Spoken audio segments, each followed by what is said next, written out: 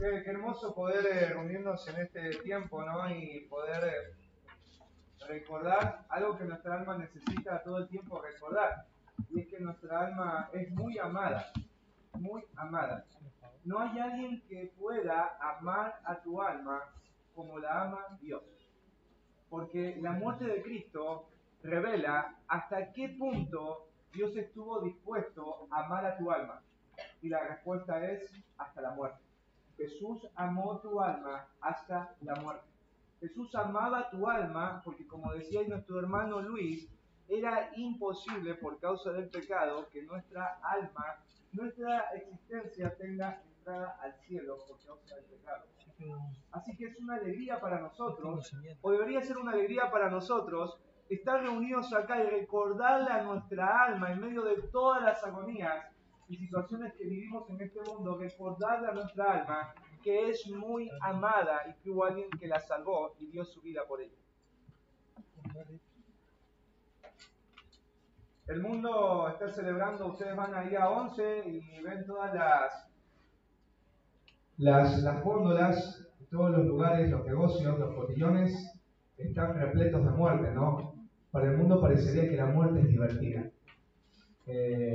Hay muchos padres que disfrazan a sus hijos de muerte. Y la verdad es que estamos en una época tan horrible que la muerte tiene un día de festejo. Pero nosotros celebramos la vida a través de una muerte.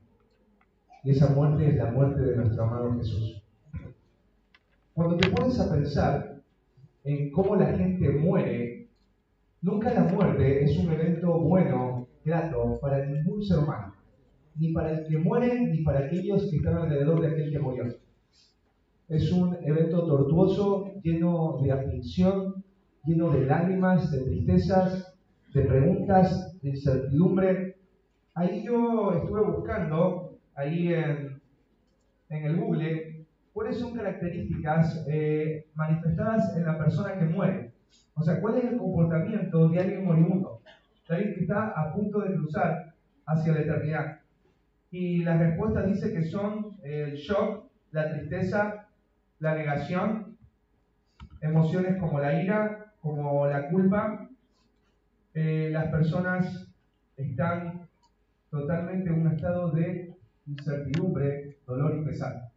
Así es como las personas se enfrentan a la muerte. No hay persona en este mundo que pueda salvarse de la muerte, ni persona en este mundo que diga que puede enfrentar la muerte con grata calma. La mayoría de las personas no les gusta hablar de la muerte. A las personas no les gusta hablar de la muerte, no solamente porque no se sabe qué hay detrás de la muerte, sino que hay un miedo inherente a perder la vida. Y ese no saber qué va a pasar después de la muerte, y ese mirar tu vida a lo largo del pasado, a lo largo de todas las cosas que hiciste, te lleva a enfrentar la muerte con una desesperanza total. Pero de todos los seres humanos, el único que experimentó calma en medio de la muerte fue nuestro amado Salvador Jesús. Jesús es el único ser humano que pudo enfrentar la muerte con grata calma y esperanza. Vayamos con nuestras Biblias a Lucas, capítulo 23, versículo del 44 al 46. El título de la predicación de hoy es La maravillosa calma de nuestro eterno Salvador. Vamos a ver las últimas palabras de Jesús. Durante varios meses hemos estado estudiando las palabras de Jesús antes de morir. Y esta es la última palabra. Y esta última frase, estas últimas palabras, van a expresar la profunda calma de Jesús en medio de un evento agónico, terrible e inevitable, y es la dolorosa muerte. La dolorosa muerte. Vamos a ir a leer con nuestras Biblias, Lucas capítulo 23, versículo del 44 al 46. La palabra del Señor dice: cuando era como la hora sexta, hubo tinieblas sobre toda la tierra hasta la hora novena, y el sol se oscureció, y el velo del templo se rasgó por la mitad. Entonces Jesús, clamando a gran voz, dijo: Padre, en tus manos encomiendo mi espíritu. La primera cosa que nosotros debemos entender, porque surge una pregunta: ¿qué llevó a Jesús a experimentar la muerte con calma? ¿Qué llevó a Jesús a enfrentar con esta actitud el evento más agónico en la raza humana? Porque todo ser humano, en lo más profundo, sabe que no fuimos creados para la muerte. La gente sabe en lo más profundo que no es normal que la gente muera, porque no fuimos creados para morir, fuimos creados para vivir eternamente. Ese fue el sello de la creación, ahí en Génesis. Fuimos creados para la vida, pero a través del pecado entró a la muerte. Pero Jesús, ¿por qué le enfrenta? Con calma. La primera razón es que la calma de Jesús en la muerte estaba sostenida por la cesación de su obra. La cesación de su obra. Ahí Lucas relata que en la hora sexta hay un acontecimiento astronómico bastante importante y que no se puede volver a repetir, a menos que la mano de Dios esté. Y es que en la hora sexta, a las 12 del mediodía, dice que hubo tinieblas sobre toda la tierra hasta la hora novena. Esto de que hubo tinieblas, esto de que el cielo se oscureció, es muy diferente a lo que nosotros le llamamos el cielo nublado. Cuando nosotros decimos el cielo está nublado, es el cielo que ahora vemos. O sea, el sol no está en todo su esplendor, pero el sol está. Todavía vemos con claridad todo lo que está alrededor.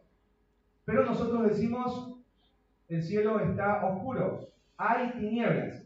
Pero Lucas nos está diciendo que el cielo a las 12 del mediodía, cuando el sol más pega, estaba así, sino que había oscuridad total.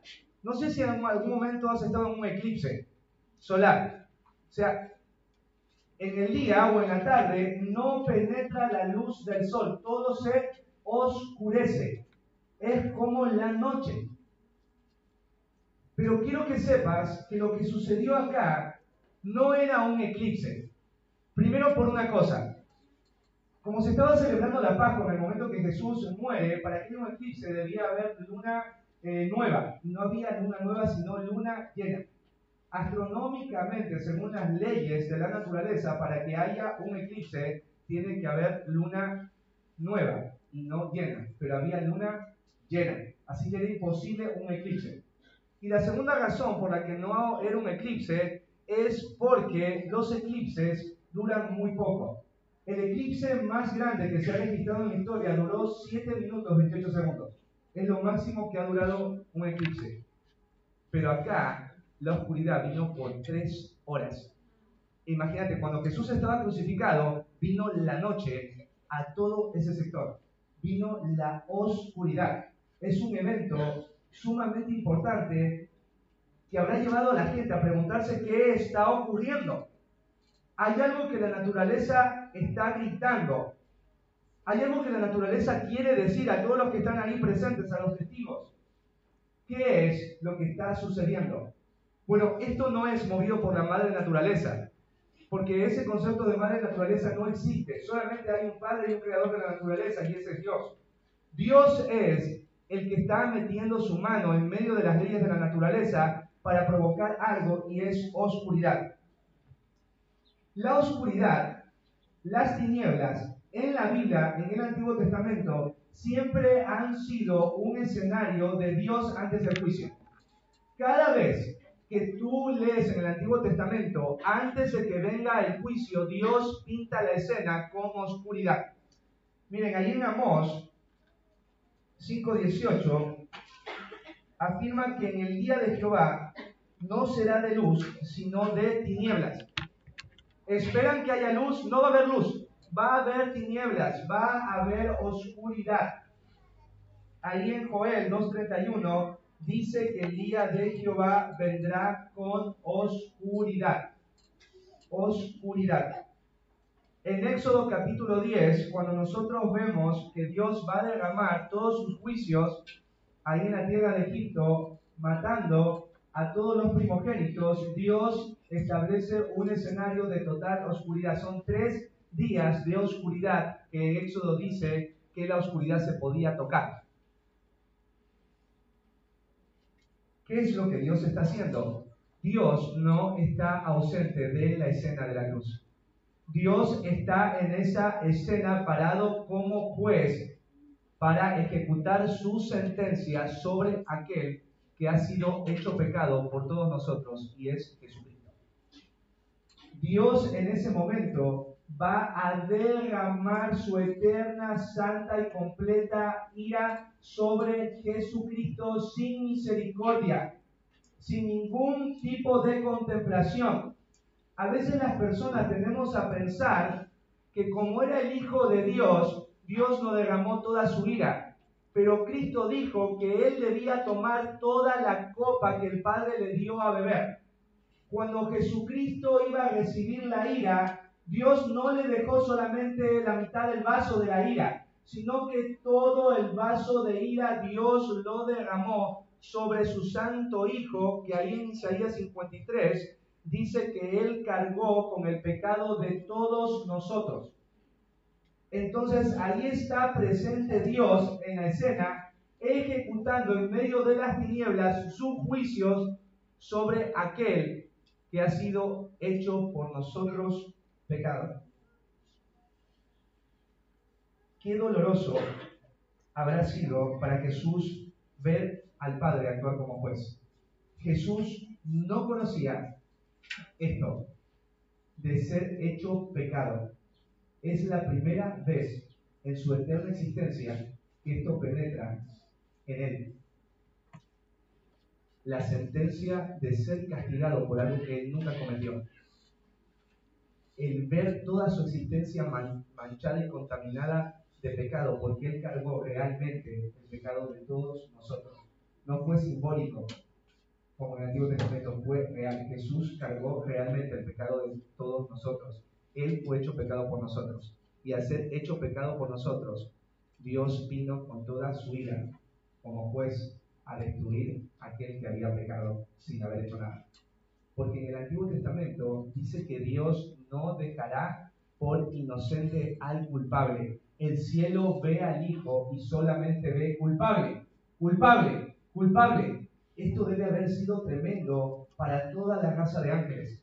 Imagínense los ángeles mirando al Verbo de Dios siendo tratado como el más culpable de toda la historia. El Hijo recibiendo odio, el Hijo recibiendo ira, el Hijo recibiendo venganza de parte de un Dios de eterna y completa justicia. La Biblia dice, horrenda cosa es caer en manos de Dios vivo.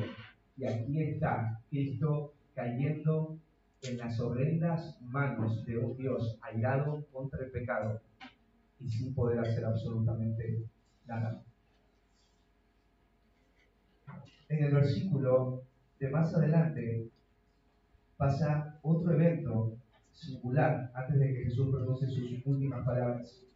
No solo es este evento natural y universal que desafía las leyes de la astronomía, sino que hay algo espiritual que va a acontecer y que es lo que todo ser humano habrá esperado durante toda la historia. Dice ahí en el versículo que el velo del templo se rasgó por la mitad.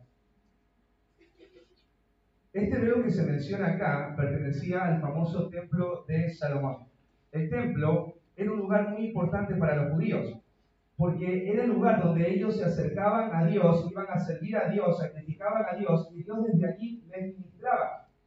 En el Antiguo Testamento, el templo era el lugar donde estaba la misma presencia de Dios. Dios habitaba en medio del pueblo, y el templo era el lugar donde Dios habitaba. Él había escogido poner allí su nombre y también su santa presencia. El templo específicamente estaba compuesto por dos lugares. ¿Sí? Estaba el atrio y los dos lugares del templo. El lugar santo y el lugar santísimo. Entre el lugar santo y el lugar santísimo, sería mucho que tú lo revises en internet, había una división.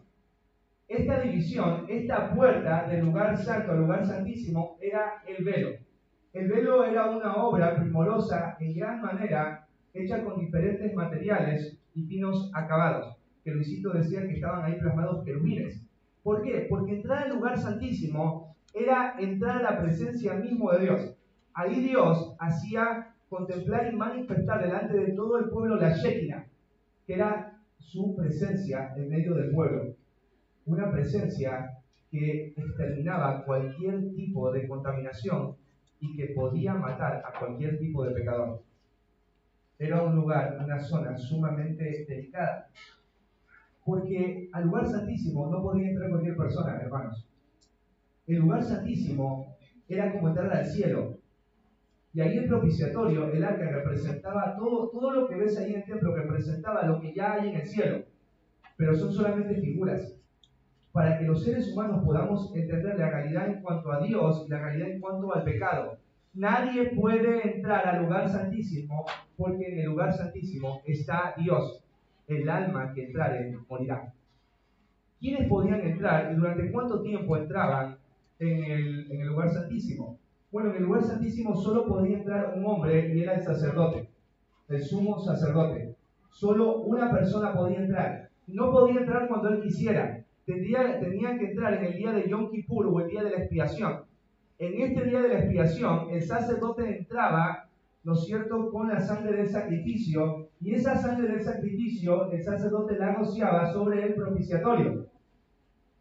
El sacerdote, en su vestimenta, tenía campanitas, porque si estas campanitas dejaban de sonar, significaba que el sacerdote murió y que la expiación no se realizó. Y ese día de celebración ya no iba a ser de celebración, sino de gran agonía, porque los pecados del pueblo no fueron perdonados. Entonces era un lugar sumamente delicado porque estaba la mismísima presencia.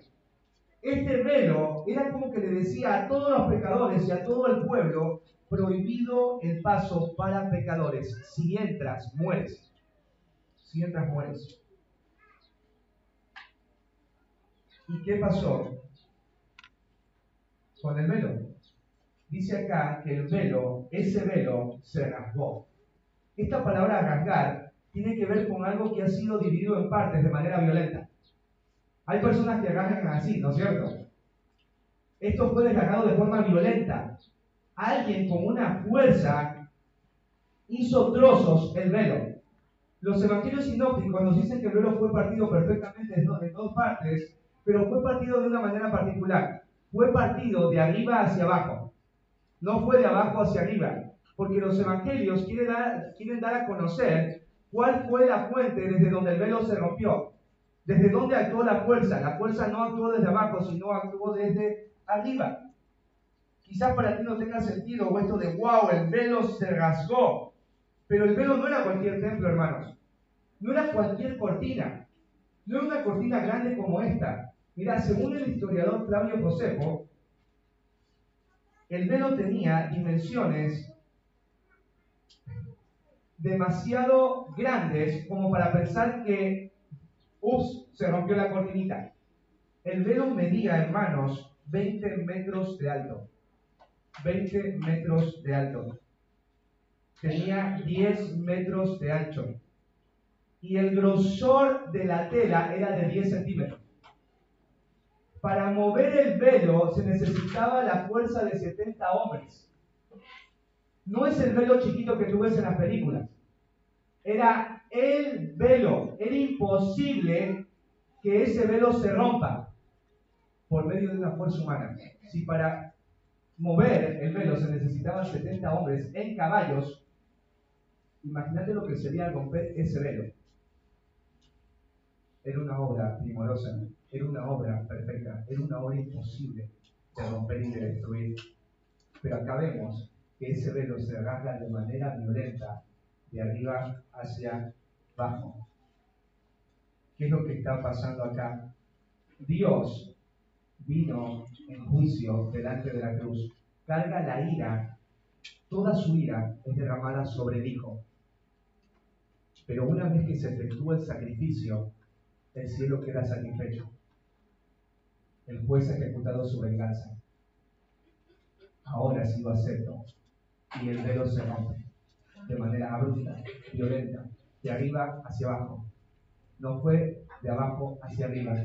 Dios le está diciendo a toda la raza humana: ahora es posible entrar y tener comunión conmigo. porque el sacrificio ya fue efectuado. La ira ya fue derramada. Ningún hombre pudo haber roto ese velo. Solamente la fuerza eterna de Dios pudo haberlo roto.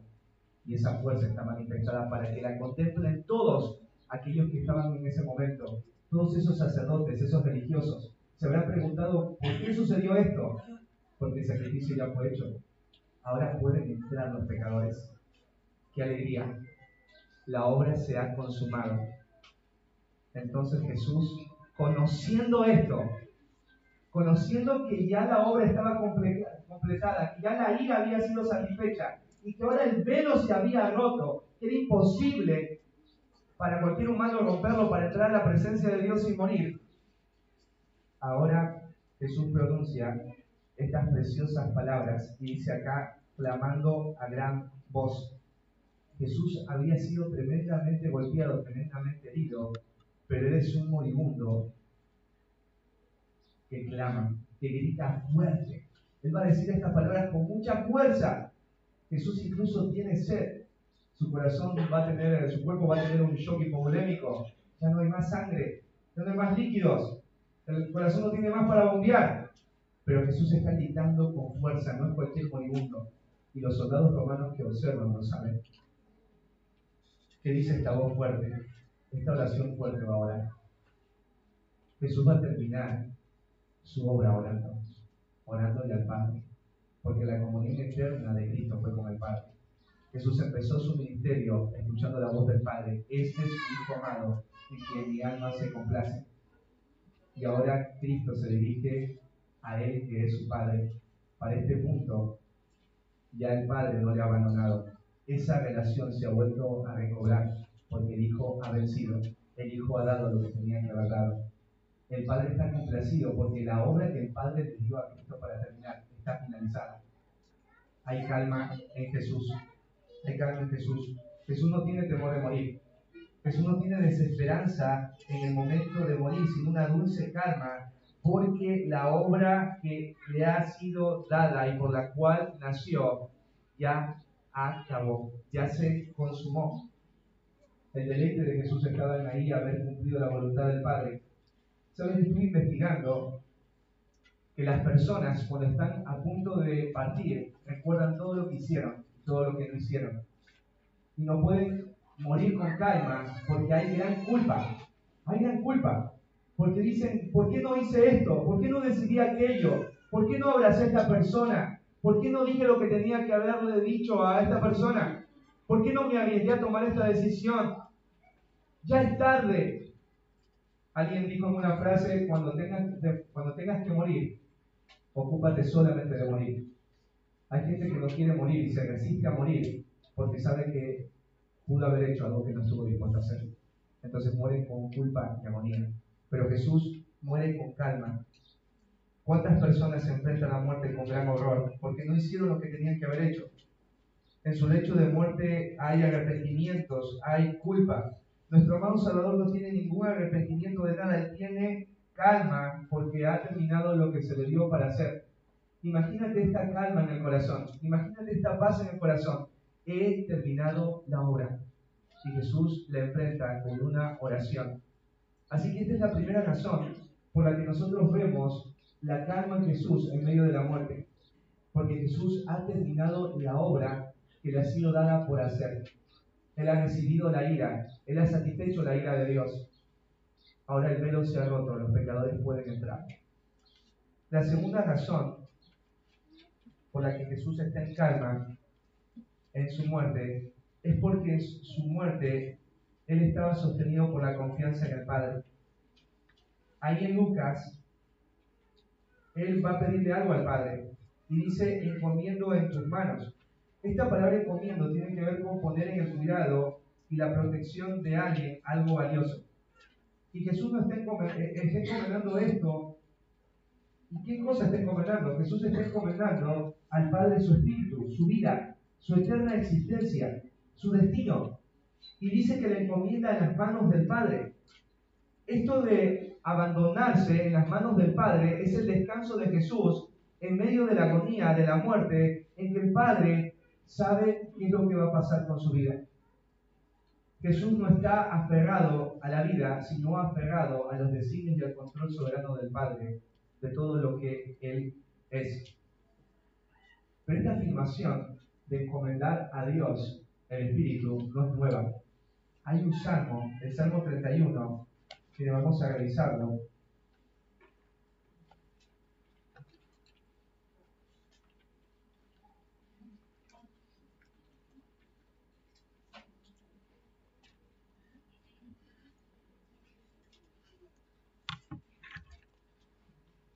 Mira, dice ahí en el versículo 1 al versículo 8: En ti, oh Jehová, he confiado, no sea yo confundido jamás. Líbrame en tu justicia, inclina a mí tu oído, y líbrame pronto. Sé tú mi roca fuerte y fortaleza para salvarme. Porque tú eres mi roca y mi castillo, por tu nombre me guiarás y me encaminarás. Sácame de la red que han escondido para mí, pues tú eres mi refugio. En tu mano encomiendo mi espíritu, tú me has redimido, Jehová, Dios de verdad. Aborrezco a los que esperan en vanidades ilusorias, mas yo en Jehová he esperado. Me gozaré y alegraré en tu misericordia, porque has visto mi aflicción. Has conocido mi alma en las angustias. No me entregaste en mano del enemigo, pusiste mis pies en lugar espacioso. Aquí el salmista hace una declaración de confianza. El salmista está sufriendo.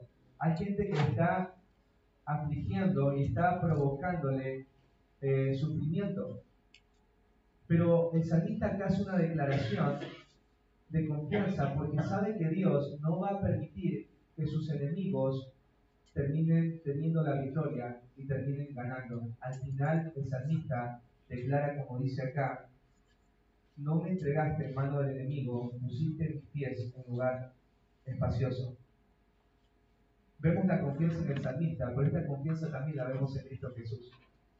Jesús sabe que el enemigo, la muerte, no se enseñoreará de él, que sus enemigos tampoco terminarán enseñoreándose de él.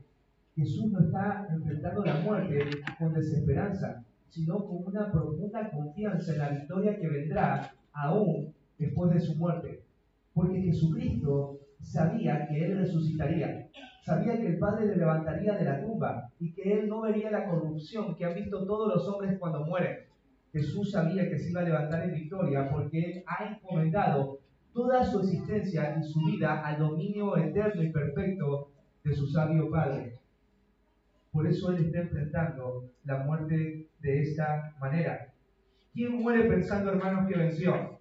¿Quién muere, hermanos, pensando que todo va a estar bien? ¿Quién muere con esperanza? Jesús murió de esta manera, porque Él estaba encomendando su vida al Padre. Y como Él sabe el cuidado de Dios, entonces Él descansa en ese cuidado.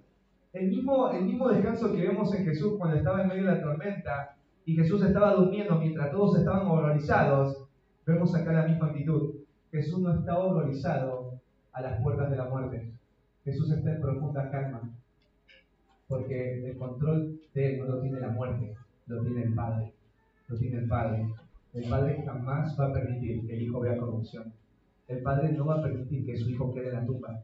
El Padre le va a levantar y le va a dar victoria y lo va a poner en un alto lugar y va a ser glorificado el Hijo y va a tener la misma gloria que tenía como en el principio. Qué precioso ver que Jesús murió de esta manera, porque la Biblia no dice estos registros para que nosotros tengamos lástima de Jesús, sino para que nosotros veamos el poderoso Salvador que tenemos, que aún en la muerte Él habla de victoria, Él exclama seguridad, Él afirma esperanza. Así que Jesús tiene calma porque Él estaba sostenido por la confianza en el Padre. Pero por último, la calma de Jesús en su muerte está sostenida por el control que Él tiene de ella. Jesús tiene control de la muerte. Mira, Jesús va a morir, pero Él no va a morir como muere generalmente la gente. Él va a morir diferente a como cualquier ser humano ha muerto, porque Él es un ser humano, pero Él también es Dios. Mira, dice acá que habiendo dicho esto, expiró, murió. Pero en los evangelios, en el de Juan, dice que Él entregó su espíritu. Y esto de que entrega el espíritu es de que Él decide morir. A Él no le están quitando algo, a Él le está entregando algo. Jesús mismo dijo, a mí nadie me quita la vida. Él dice, sino que yo la doy por mi propia voluntad. Y lo interesante de Jesús, cuando en Juan 19:30 dice que Él entregó el Espíritu, Jesús no entregó el Espíritu y de ahí agachó la cabeza. Jesús agacha la cabeza y después expira. Una persona que muere, primero sale su espíritu y después su cuerpo se mueve, el último movimiento de la muerte. Jesús primero hace el movimiento de bajar la cabeza y luego muere. ¿Por qué? Porque Jesús decide cuándo morir y en qué momento morir.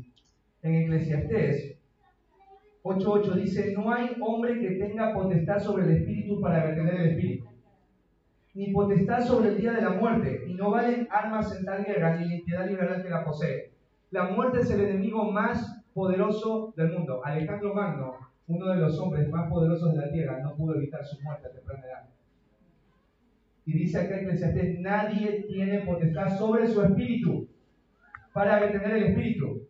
Hay personas que dicen, ojalá puedan venir tus hijos antes de que muera, y la persona no puede decir, yo voy a aguantarme hasta que vengan mis hijos para ver por última vez su rostro y poder morirme viendo sus rostros. Ningún ser humano puede retener su espíritu, solamente Jesús retuvo su espíritu. Y Jesús sabe en qué momento Él va a morir.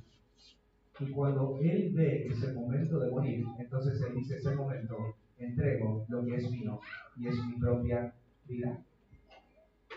Esto nos muestra algo impresionante, porque Jesús no murió cuando la muerte quiso. Él murió cuando Él quiso. Él tenía control sobre la muerte. Y Él después, obviamente, va a vencer a la muerte y va a quitarle el aguijón a la muerte. ¿Dónde está muerte tu aguijón? Jesús no solamente tiene control sobre la muerte, sino que es un único conquistador. ¿Tendrías pena de un Salvador así? ¿Tendrías lástima de un Salvador así? De ninguna manera. Imagínense, los soldados romanos que observaron cientos de muertes al ver todo este escenario astronómico, al ver estas palabras y estas actitudes, que eran distintas a cualquier crucificado, porque un crucificado decía palabras de maldición. Un crucificado solamente decía palabras que estaban redundando en agonía, palabras de profunda desesperanza, pero los centuriones miraban completamente un escenario distinto. Hay alguien que está orando, hay todo un escenario de tinieblas que nunca lo hubo. Hay ahí alguien que en la muerte está declarando victoria. Qué Salvador tan precioso que tenemos, hermanos. Él enfrenta la muerte con calma porque tiene control sobre ella. En tus manos encomiendo mi espíritu. Y Jesús entrega su vida y muere. ¿Cuáles son las implicaciones, hermanos, de esto? Si Jesús terminó lo que le fue dado para hacer, y el velo, hermanos, se ha roto teniendo acceso a Dios, al lugar santísimo, entonces hagamos lo que dice ahí Hebreos 10:20. Porque tú lees acá que el velo del templo se rasgó en dos. ¿Y eso de qué manera afecta mi vida? En muchas maneras. En Hebreos 10:20, desde el versículo 19, dice, así que hermanos, teniendo libertad para entrar en el lugar santísimo por la sangre de Jesucristo, por el camino nuevo y vivo que nos abrió a través del velo, esto es de su carne, y teniendo un gran sumo sacerdote sobre la casa de Dios, mira lo que dice el 22, acerquémonos con corazón sincero, en plena certidumbre de fe, purificados los corazones de mala conciencia y lavados los cuerpos con agua pura. Si el velo se ha rasgado y tenemos acceso a Dios, entonces ahora nosotros no debemos tener más temor de Dios. Tenemos que acercarnos a Dios con toda confianza, porque ya el pago fue realizado. Las personas en la antigüedad tenían miedo de morir y encontrarse con un Dios que es santo. Nosotros no deberíamos tener más temor del juez, porque ya ese juez ha satisfecho su ira a través de la persona del Hijo. Si el velo se ha roto, imagínate un sumo sacerdote entrando al lugar santísimo. Si yo fuera sacerdote, ya me iba despidiendo de toda mi familia, porque no sabía si iba a salir, porque iba a entrar a la presencia de Dios, siendo que soy un pecador. Así que podría morir. Pero ahora yo me puedo acercar al lugar santísimo y no tengo temor, no tengo terror, sino que entro con confianza, porque ya el pago fue hecho, la obra fue terminada, la ira satisfecha, pero también ya no nos acercamos con culpa, porque nosotros ahora sabemos que Jesús satisfizo completamente la ira de Dios, y si Él la satisfizo, entonces ya todos los pecados que he cometido delante de Dios ya han sido completamente borrados. Ahora yo puedo tener paz en el corazón y no tener culpa. Imagínate qué calidad de muerte vamos a tener todos nosotros. Cuando estemos en el hecho, nosotros deberíamos estar preocupados por todos los que mueren sin Cristo. Y nosotros estar con suma confianza, pero sin ninguna culpa, sino que con completa calma, porque sabemos que enfrentamos la eternidad sabiendo que ya hemos sido completamente lavados. Ya no hay más culpa. Ya no hay más culpa. Él lo ha hecho todo. Pero si el velo del templo se ha roto, dice acá, debemos purificar nuestros cuerpos con agua pura. Y esto significa que si el lugar santísimo está abierto, ahora yo debo vivir una vida en santidad. Hay muchas personas que celebran la muerte de Cristo y que el velo se rompió, pero no muestran esa celebración a través de una vida que se limpia continuamente del pecado. A los cristianos les importa mucho limpiarse del pecado, no por temor a que el Dios airado los termine juzgando, sino por el hecho de que ahora han sido lavados y tienen un nuevo corazón, una nueva relación con Dios, que les habilita y les da la gracia para vivir una vida de continua limpieza. Así que si tú estás hoy acá pensando el velo del templo se rasgó, qué alegría, me puedo acercar con confianza, qué alegría, ya no tengo más que tener culpa, pero también qué responsabilidad, ahora debo vivir una vida de continua purificación, porque ahora tengo una nueva relación con Dios. La segunda implicación, si Jesús tuvo confianza en el Padre al morir, nosotros también debemos tener la misma confianza. ¿Sabes? Si nosotros morimos, te hago una pregunta, ¿cómo te irías? ¿Cómo te irías hoy si murieras? Porque un día vas a morir, hermano. Yo voy a morir. ¿Cómo sería tu muerte? ¿Cuál sería tu confianza en medio de la muerte y en el hecho del dolor? Debería haber esperanza. ¿Por qué? Porque Jesús dijo, el que crea en mí, aunque esté muerto, vivirá. Jesús murió y Él resucitó para que nosotros podamos tener evidencia de que un día también resucitaremos y nos despertaremos en gloria. Entonces nosotros también podemos tener la misma calma y decir, Dios, en tus manos encomiendo mi espíritu. Nosotros también podemos hacer esa misma oración, porque nosotros un día también nos levantaremos y la muerte ya no tendrá más efecto en nosotros. Hermanos, el dolor de la muerte, la agonía de la muerte no es perder la vida física, es saber que vamos a estar lejos de la presencia de Dios eternamente. Pero Cristo ha quitado este aguijón. Cuando morimos no vamos a ser apartados más de la presencia de Dios, sino que vamos a estar con Él. Por eso Pablo decía que para Él el vivir es Cristo, el morir es ganancia. Esteban, ¿cómo murió? Encomendando a Dios su espíritu, recibe mi espíritu. ¿Por qué? Porque Esteban, así como todo cristiano, tiene la esperanza y la calma en el diablo de la levantanza. Eso es una ley. Y la última implicación, si Jesús entregó voluntariamente su vida, entonces ¿por qué deberíamos dudar de su amor? Hermanos, a Él no lo obligaron a morir. Cuando alguien hace algo por ti y es obligado, manipulado a hacerlo, tú podrías dudar del amor de esa persona. Pero cuando Cristo muere, Él muere haciendo esta afirmación, a mí no me están quitando la vida, yo la doy por ti porque te amo. La Biblia dice que de tal manera amó Dios al mundo, pero el Hijo amó también de tal manera al mundo, dando de manera voluntaria su vida. Hermanos, hay muchos cristianos, y quizás tú estés hoy acá sin ánimo de seguir viviendo. Hay muchos de ustedes que viven como vive el mundo. Hermanos, viven sin esperanza. Escúchame, si perdiste a alguien en tu vida, o si perdiste algo en esta vida, ¿en qué medida eso se compara al amor de Cristo? Hermanos, si el amor de Cristo no te lleva a vivir una vida de esperanza y de contentamiento, hermano, decime qué más puede darte vida y esperanza y contentamiento. Hermano, Cristo te ama. Cristo te ama. Cristo te ama.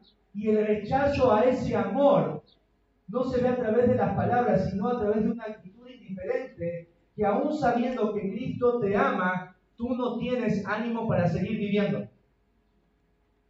Hermanos, cuando nosotros estamos así en el corazón, hermanos, vayamos a buscar a un hermano para que ore por nosotros, porque estamos en una terrible oscuridad. Si el amor de Cristo, ese amor que voluntariamente entregó su vida, no satisface hoy tu alma para entender que eres muy amado y llevarte a enfrentar la vida y el día a día y aún la muerte con esperanza, entonces, hermano, ¿de qué te sirve creer en Cristo? ¿De qué te sirve venir acá y contemplar esos elementos si esa carne y esa sangre no tienen ningún efecto en tu vida? Si al salir de acá sigues teniendo el mismo corazón, la misma dureza, la misma indiferencia, el mismo odio, la misma amargura, la misma relación con el pecado, hermano, no podemos vivir más nuestra vida cristiana de esa manera cuando el velo ya se ha rasgado. Hermanos, enfrentemos esta realidad de la vida con esperanza, con calma y con gozo, porque ya nuestro Salvador lo ha hecho todo. Pongámonos de pie y demos gracias al Señor.